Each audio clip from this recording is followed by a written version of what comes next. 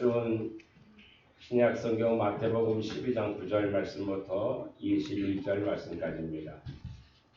신약 성경 제가 가지고 있는 성경책 18쪽 18페이지에 있는 마태복음 12장 9절 말씀부터 21절 말씀까지입니다. 다 같이 9절 말씀부터 함께 읽겠습니다. 거기에서 떠나 그들 회당에 들어가시니 한쪽 손 마른 사람이 있는지라 사람들이 예수를 고발하려 하여 물어 이르되 안식일에 병 고치는 것이 옳으니까? 예수께서 이르시되 너희 중에 어떤 사람이 양 한 마리가 있어 안식일에 구덩이에 빠졌으면 끌어내지 않겠느냐? 사람이 양보다 얼마나 더 귀하냐? 그러므로 안식일에 선을 행하는 것이 옳으니라 하시고 이에 그 사람에게 이르시되 손을 내밀라 하시니 그가 내밀매 다른 손과 같이 회복되어 성하더라.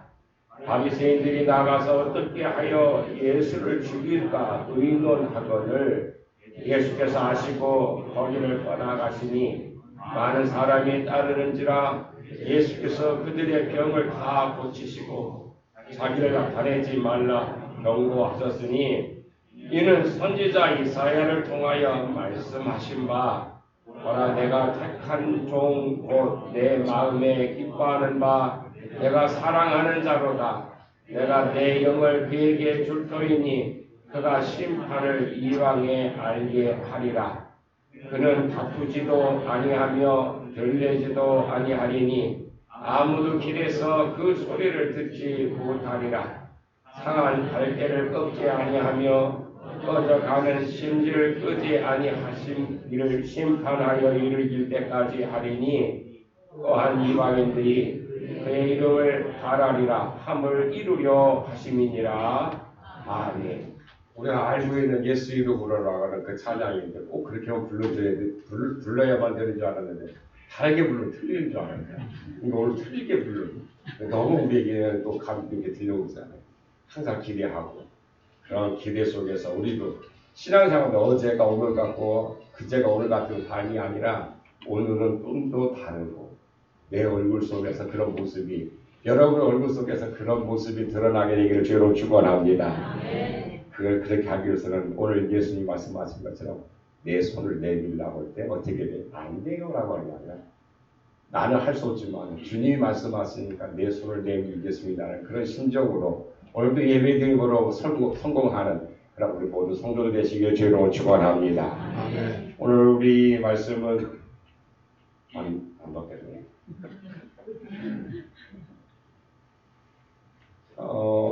다 잘 알고 있는 말씀이죠. 한평생 많은 사람을 고쳐주신 사건입니다. 근데 그날이 안식일이었어요.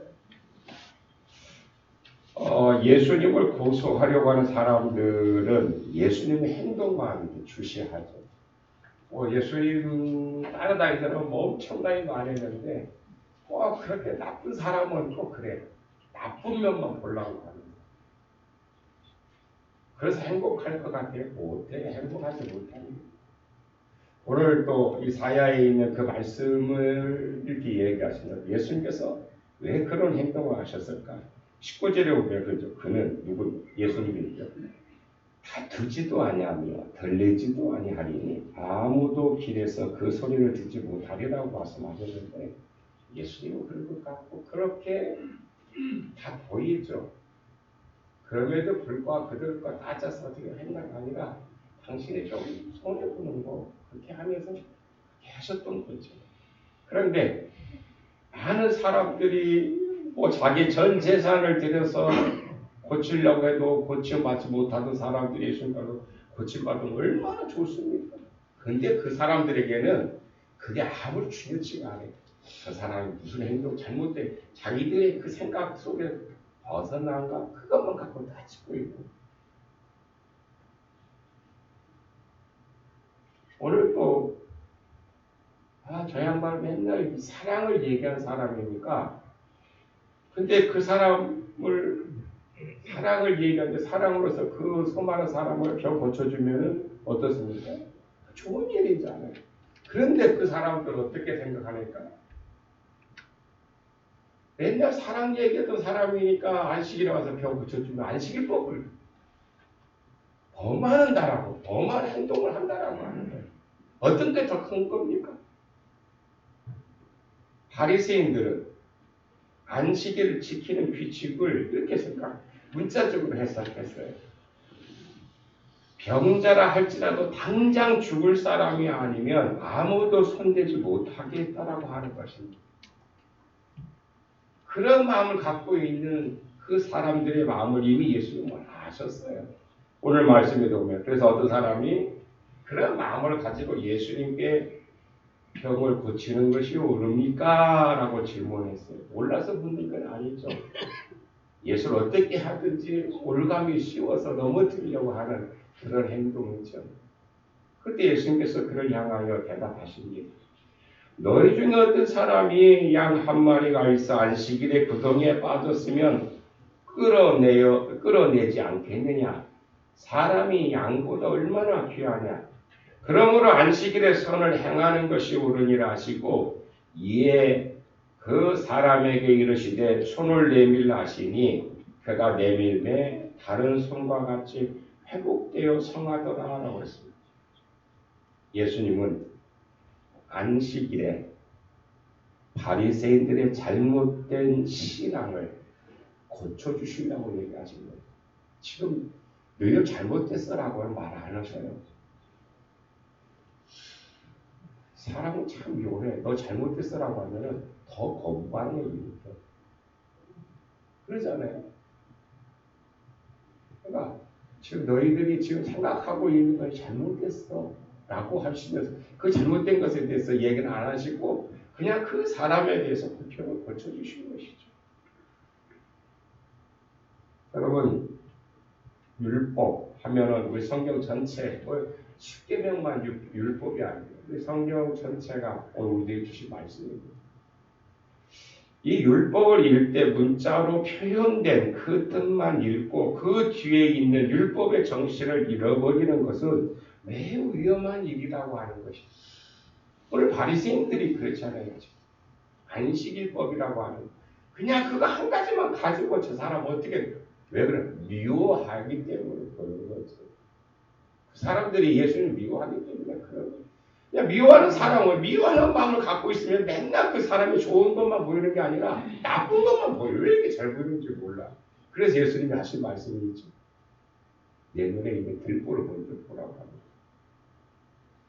그러면은 그 사람이 잘못된 걸 그렇지 않게 내 눈에 들보가 있다는 깨달을 때 그렇다라고 하는 것입니다. 무엇 때문에 성경에 보면은 무엇 때문에 하지 말라고 하셨는지 하나님께서 말씀하신 이유가 무엇인지 그 계명 뒤에 있는 깊은 원리와 근본 정신을 알아야 된다라고 하는 것입니다. 우리의 의견이 꼭 옳고 우리 생각이나 우리의 것이 절대로 틀림이 없다라는 이러한 것을 독단주의라고 말하죠. 그래서 바리새인들은 하나님의 아들인 예수님을 이단이라고까지 했어요. 그 독단주의 우리 바리새인들이 하고 있는 것이 옳기 때문에 당신은 틀렸어라고 하는 거예요.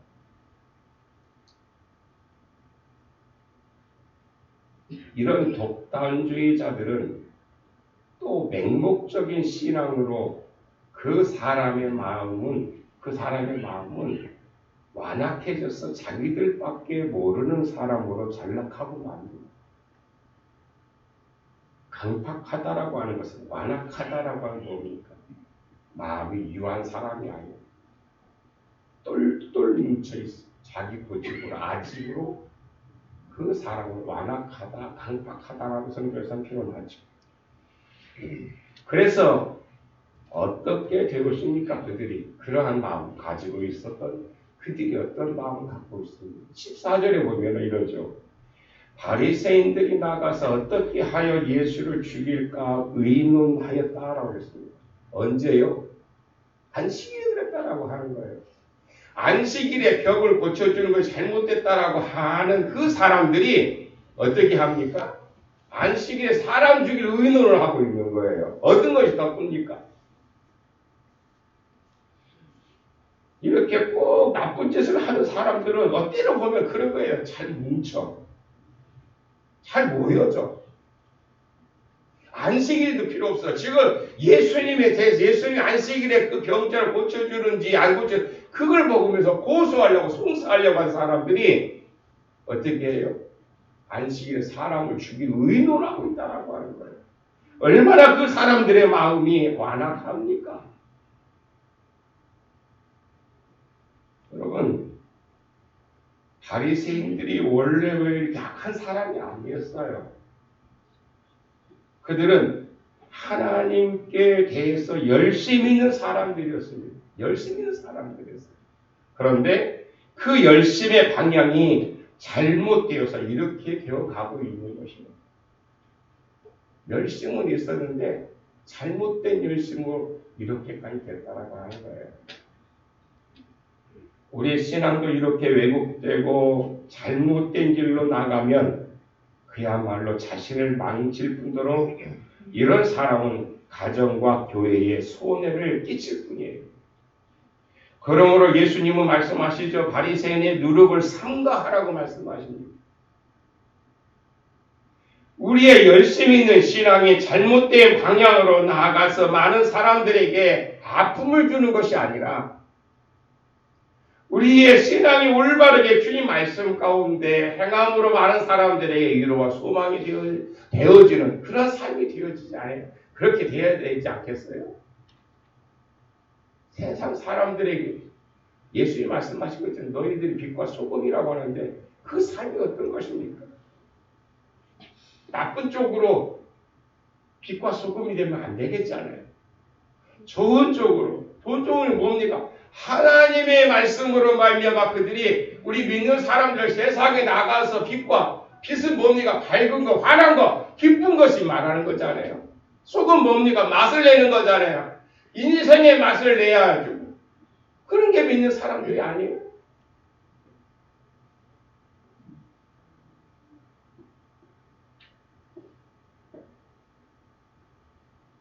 우리의 열심히 있는 신앙이 잘못된 방향으로 나가지 않도록 늘 조심해야 돼요. 그래서 성경에 보면 66권 외에 외경이라고 하는 책이 있어요. 여기 성경 66권에 들어오지 못했던 그러한 책인데 거기에 보면은 히브리인의 복음이라고 하는 책이 있습니다. 여기에 좀 더 오늘 말씀 이 사람에 대한 이야기가 나오는데 그 사람은 석수 돌을 다듬는 사람이었습니다. 그런데 갑자기 손이 말랐다라고 하는 거, 병들었다라고 하는 것이죠. 갑자기 손이 병들었으니 결국 속수일을 못하고 빌어먹는 가련한 신세가 된 그에게 여러분 그가 병들었기 때문에 갑자기 많은 일을 해서 아마 그 손이 고장 났겠죠. 그러니 그 아마 가난했지만은 그 손목을 고치려고 얼마나 애썼겠습니까? 고치지 받지 못했어요. 그러다가 예수님의 소식을 들었으니 얼마나 기뻤을까요? 그래서 그는 안식일에 이 회당을 찾아왔던 거예요. 그리고 예수를 만났습니다. 예수를 만났을 뿐만 아니라 그는 예수님께서 그를 불쌍히 여기시고 그를 손을 고쳐주셨다라고 하는 것입니다. 우리 육체 중에 중요하지 않은 부분이 없겠지만 우리의 이 손은 얼마나 중요합니까? 생각해보면 손이 없이 할 일이 거의 없는 것 같습니다. 농사 지을 때도 손이 필요하죠. 물론 요즘은 기계화가 됐다 할지라도 손 없이 그 기계를 움직일 수 없는 것이잖아요. 그뿐만이 아니죠. 목수는 집을 지을 때 손으로 하죠. 글을 쓰는 사람도 손으로 씁니다. 밥을 지을 때도 손으로 하죠. 운전할 때도 손으로 합니다. 의사가 수술할 때도 손으로 합니다. 이렇게 필요한 손이 말라버렸으니 얼마나 기가 막힌 노릇일까요? 그 사람에게는. 그래서 이 사람이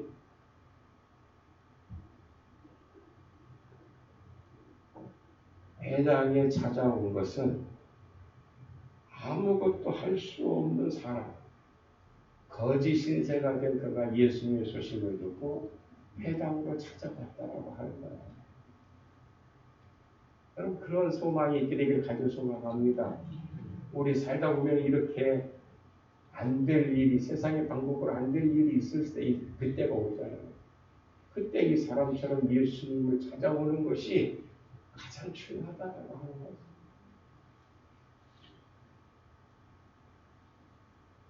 회당에 찾아왔는데 예수를 만날 수 있었고, 물론 바리새인과의 그 긴장된 상황이지만 예수님께서 그에게 말씀하시죠. 내 손을 펴라. 내 손을 내밀라라고 말씀하십니다. 얼마나 감사한 말씀입니까? 그래서 이 사람에게 굉장히 감사한 말. 이 말씀을 생각할 때 손은 봉사의 상징인데 주님을 위해 봉사하는 손이 마르지 않았는지 우리 자신을 되돌아봐야 돼요. 그냥 오늘 우리 설교만 그냥 이 사람의 손에 대한 이야기가 아니라 오늘 이 손이라고 하는 것은 봉사를 상징하는 것인데 주님을 위해서 봉사하는 손이 마르지 않았는지 되돌아봐요. 지금까지 우리의 상태가 어떠한지 스스로 나 자신을 되돌아봐야 돼요. 젊은 시절은 잘했는데 성인이 되어서 바쁘다 보니까 이 봉사의 손이 마르지 않았습니까? 어떤 사람은 결혼하기 전에는 열심히 봉사했는데 결혼하면서부터 이 손이 마르진 않았습니까? 옛날에는 열심히 봉사했는데, 젊었을 때 열심히 봉사했는데 지금은 이 손이 말라버리진 않았는지 살펴보시길 바랍니다. 이런 사람들을 향하여 주님 말씀하십니다. 내 손을 펴라, 내 손을 내밀라고 말씀하십니다. 여러분의 영적인 손이 주님 앞에 메말렸다라고 하면 주님의 말씀을 듣고 여러분의 손을 내밀게 되기를 주의 이름으로 축원합니다. 손은 기도의 상징입니다. 첫 번째는. 이 기도의 손이 마르지 않았는지 여러분 자신을 살펴보시기 바랍니다. 모세가 이스라엘을 인도할 때 아멜렉과 싸우게 되었습니다. 그때 싸움은 젊은 여호수아가 아멜렉과 싸웠고 모세는 아론과 훌과 함께 산에 올라가 기도했습니다. 그것도 손을 들고 기도합니다. 그런데 모세의 손이 피곤하여 손이 점점점 내려오면 여호수아의 군대가 밀립니다. 그것을 보았던 아론과 훌이 돌로 의자를 만들어 모세를 앉게 하고 양쪽에서 모세의 손을 부축해서 끝내는 승리를 거뒀다라고 하는 것을 우리는 다 잘 알고 있죠. 성도 여러분, 이 기도의 손이 마르지 않았습니까?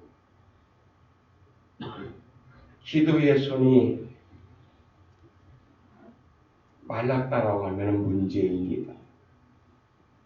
모세 때에 기도하는 손을 내릴 수 없었던 것처럼 오늘 예수 믿는 사람들도 문자 그대로 두 손을 내릴 수가 없습니다. 왜냐하면 우리는 하나님을 믿지 않은 아멜렉과 같은 사람들과 영적 싸움을 하고 있기 때문입니다. 더구나 우리는 우리 가운데 있는 여러 가지 죄악과 싸우고 있는 사람들입니다. 이럴 때에 손이 말라서 기도에 손을 펴지 못하면 어떻게 되겠습니까? 그래도 주님은 말씀하십니다. 내 손을 내밀라. 내 손을 펴라고 말씀하십니다. 그 음성을 듣게 되기를 주의 이름으로 축원합니다. 손은 교제의 대상입니다. 손을 가지고 교제하죠. 그런데 그 손이 말라버리면 어떻게 됩니까? 공동 지물이 되어서 교제를 이룰 수가 없어요. 이번 휴가는 저희들이 참 의미 있는 휴가였습니다. 처음에 우리 집사람이 그런 얘기를 하더라고요. 이번 휴가는 효도하는 시간을 가졌으면 좋겠대요. 그래서 한번 준비해봐. 그래서 그랬더니 자기 스스로 뭐 좋은 건 아니지만 아무튼 우리 집에서 준비할 수 있는 반찬을 다 해가지고 부산에 가서 삼형제가 만나서 우리 집 삼형제인데 우리 누님들 다 빼고 삼형제가 만나서 저녁 공동 식사를 다 했는데 우리 형이 너무너무 좋아해요. 물론 그동안 약간의 갈등이 있었지만은 형제 간의 갈등을 보면 얼마나 부모님을 아파할까? 누가 아세요? 부모님이 아파한다는 거 알면 형제와 싸울 수가 없죠. 그러잖아요. 오늘 교우들 간에 싸우는 사람들을 특히 회개해야 돼요. 왜? 우리가 하나님을 마음에 가슴 아프게 하잖아요.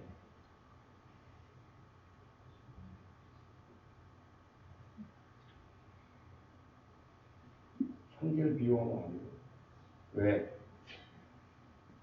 우리는 예수 안에서 내가 어떤 공로로 구원받은 것이 아니라 전적으로 하나님의 은혜로 구원받은 백성이잖아요.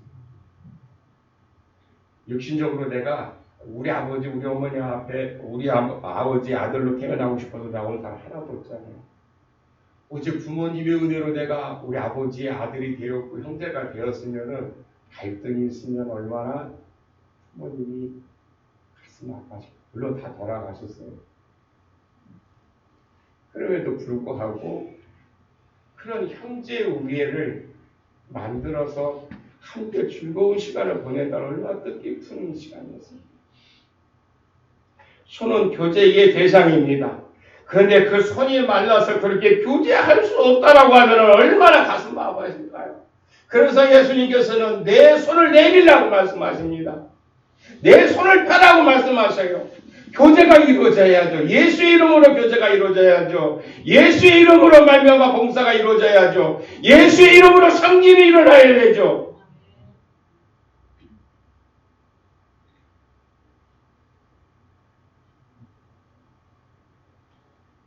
그래야 되지 않나요?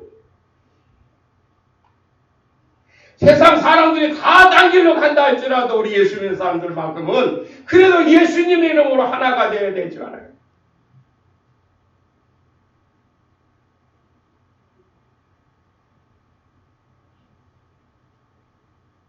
오늘 또 주님께서 말씀하시는 교제의 손이 말라버려서 물론 세상 사람들은 못 볼 수 있겠죠. 아니다 가장 가까운 내 남편도 내 아내도 내 아버지도 내 아들도 모를 수 있어요. 그러나 주님은 아셔요. 말라버린 교제의 손이 주님의 음성으로 말미암아 내밀어져서 회복되어지기를 주의 이름으로 축원합니다. 그리고 이 사람은 순종하는 생활을 했습니다. 예수님께서 손 많은 사람에게 말씀하시죠. 내 손을 내밀라. 내 손을 펴라고 하시니 그가 내밀매 그대로 됐다라고 했습니다. 순종했습니다. 이치를 따지지 않았습니다. 지금 오랫동안 내 손이 말랐기 때문에 그냥 말르면 안 돼요. 내 손은 이미 다 근육도 말라버렸고 혈관도 말라버렸고 오랜 시간 못 고쳤으니 주님이 내 손을 만져주면 좀 나을지 모르겠어요 라고 따지지 않았잖아요. 그냥 예수님께서 손을 내밀라고 하시니까 얼마나 창피해요. 오늘 우리 그렇죠. 조금만 아픈 거 있으면 사람들한테 모르고 하고 싶지 않아요. 근데 손이 지금 말라가지고 얼마나 창피한 일입니까? 그런데 그 사람은 창피한 거 세상 사람들은 의식하지 않았어요. 예수님이 말씀하시니까 그의 손을 내밀었으니 그가 회복된 줄로 믿습니다.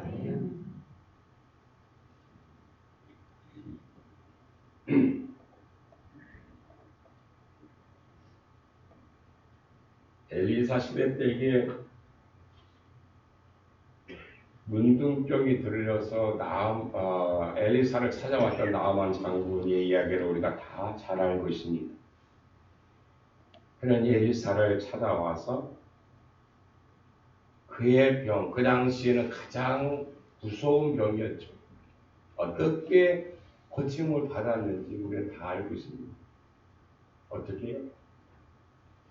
그는 엘리사의 말대로 요단강에 들어가 7번 순종했을 때에 깨끗하게 고침받은 줄로 믿습니다. 세상에서는 보통 많은 것을 지불하고 얻는 것을 귀하게 생각하죠. 그래서 비싼 값을 줘야만 좋은 것으로만 생각하고, 요즘 백화점에 가면 그냥 똑같은 상품인데 그냥 가격을 배로 하면 잘 팔리고, 그래서 우리나라의 명품, 외국에서 명품 가방들 갖다가 몇 배 가격을 내려놔도 너무 잘 팔리고, 요즘에는 서울 시내에 택시가 그거 보셨는지 모르겠는데 인터넷 보니까 그래요. 택시가 부족 강하니까는 정책에 이제 택시 인상해주는. 근데 2만 원짜리가 8만 원 해가지고 그 안 될 줄 알았더니 너무 잘 된대요. 8만 원짜리 택시를 만들었더니 그거 보니까는 카카오 택시라든지 타다라든지 그런 것들 좀 요즘 우리가 얘기하는 승합차라고 해서 그걸 택시만 너무 잘 된대요. 아무튼 우리나라 그런 거 아니에요. 조금 비싸게 주면 다른 사람과 차별된다고 생각해서 너무 잘 되는 거예요. 그런데 예수님께서 믿기만 하라고 하니까 잘 믿어지지 않는 거예요. 그렇지 않아요. 오늘 예수님은 오늘 우리에게 말씀하시는 믿기만 하라고 거저준다고 하니까 믿기 어려운 것 같아요. 그런데 여러분, 기독교의 진리는 믿고 구원받는 것인 줄로 믿습니다. 믿음에는 순종에 따르게 될 줄로 믿습니다. 여러분, 주님의 말씀이 너무 쉬워 보여서 믿기 어렵고 그래서 순종하지 않는 것은 아니죠.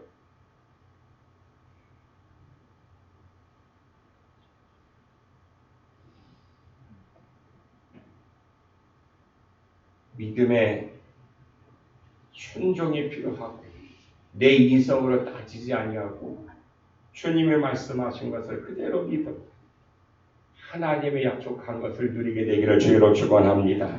마지막으로 이 명령에 순종한 결과가 우리는 다 알고 있죠. 그는 나음을 얻었습니다. 그것도 순종하는 그 순간 고침을 받았습니다. 그리고 완전히 고침을 받았습니다. 다른 손과 똑같이 되었다라고 했습니다. 말랐던 흔적도 없이 완전히 고침을 받았습니다. 마음대로 쓸 수 있게 되었어요. 그것뿐만이 아닙니다. 영구히 고침을 받았습니다. 얼마 있다가 다시 고장나지 않았습니다. 성경을 읽어보아도 예수님께 고침을 받았던 사람들이 다시 나빠졌다라고 하는 것을 볼 수 없습니다. 마른 손이 고침을 받았는데 두 번째로 손이 말랐다라고 하지 않았습니다. 이런 일은 있을 수가 없습니다. 주님은 우리를 영원히 치료해 주실 줄로 믿습니다. 우리의 영혼도 마찬가지입니다. 주님의 명령에 순종만 하면, 믿기만 하면 당장 그리고 완전하게 그뿐만 아니라 영구히 구원받게 될 줄로 믿습니다. 내 손을 내밀라. 내 손을 펴라.